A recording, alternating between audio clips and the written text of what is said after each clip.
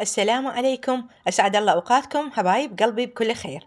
الحمد لله الذي سهل لنا زيارة آل البيت، الإمام الحسين والإمام العباس عليهم أفضل الصلاة والسلام.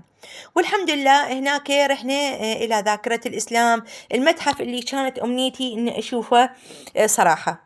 ومثل ما تشوفون المتحف جسد لنا السيرة النبوية من بداية الدعوة الإسلامية إلى وفاة أو استشهاد الإمام الحسين عليه أفضل الصلاة والسلام في معركة الطف.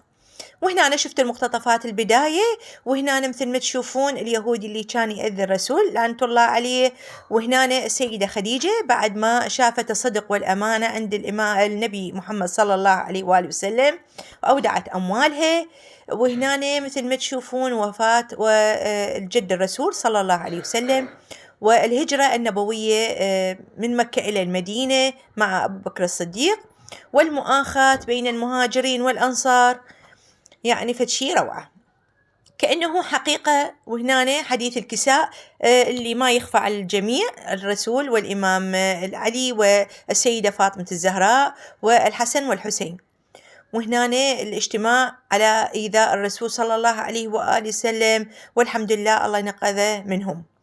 هنا نشوف شلون اتفاقية بيناتهم على أنه يأذونه. وهنا الرسول صلى الله عليه وسلم في المباهلة مع المسيحي. وهنا مثل ما تشوفون طبعا فدشي روعة، يعني صراحة شوفوا هاي هنا المباهلة، وهنا ولاية الإمام علي عليه أفضل الصلاة والسلام.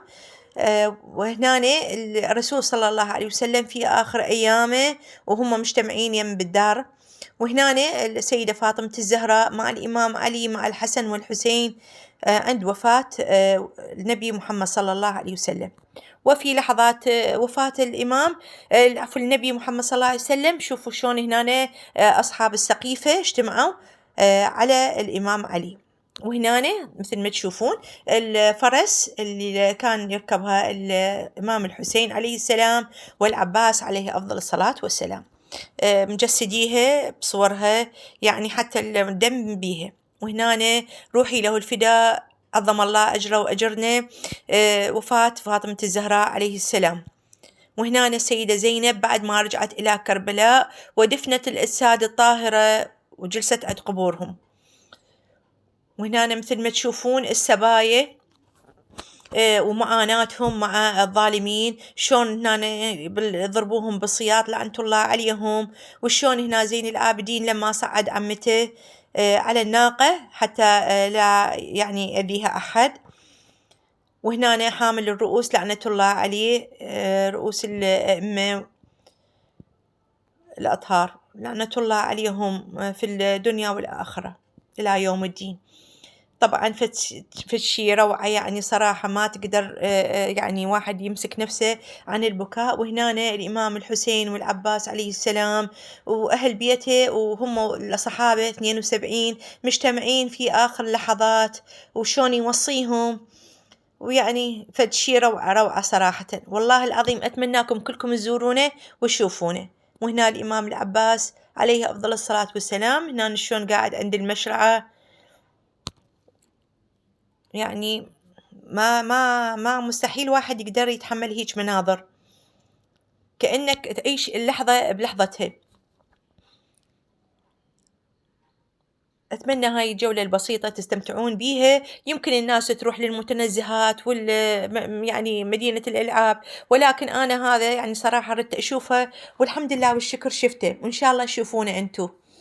وهنا شلون لعنة الله عليهم يضربون البنية، الأطفال الصغار والنساء، وجاي يعذبوهم. يعني شوف المنظر يعني يخبل، والله العظيم روعة، أتمنى تشوفونه.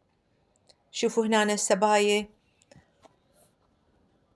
والخرابة اللي كانت بدون سقف وجلوسهم بيها. وهنا زين العابدين عليه أفضل الصلاة والسلام، وهنا الرؤوس محملة، يعني فشي روعة. إن شاء الله الله يسهل لكم الزيارة، وإن شاء الله تروحون وتشوفونه وتقولون أم رحمة قالت.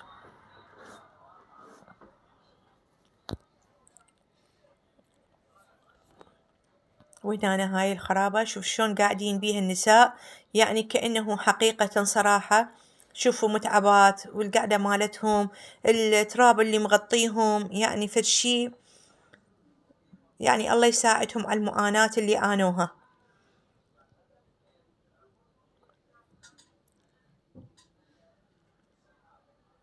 أتمنى لكم مشاهدة ممتعة، وإن شاء الله يا ربي ينطيكم مرادكم، وإن شاء الله الله يسهل لكم زيارة يوم وباكر وعقبة ودائما إن شاء الله. وهذا الكرسي مال يزيد لعنة الله عليه. وهذه يعني هذه كانت الفيديو مالتنا، أتمنى ينال إعجابكم، وحبايب قلبي ولا تنسونا باللايك والاشتراك، ودمتم في رعاية الله وحفظه. إلى اللقاء في فيديو آخر إن شاء الله. مشاهدة ممتعة.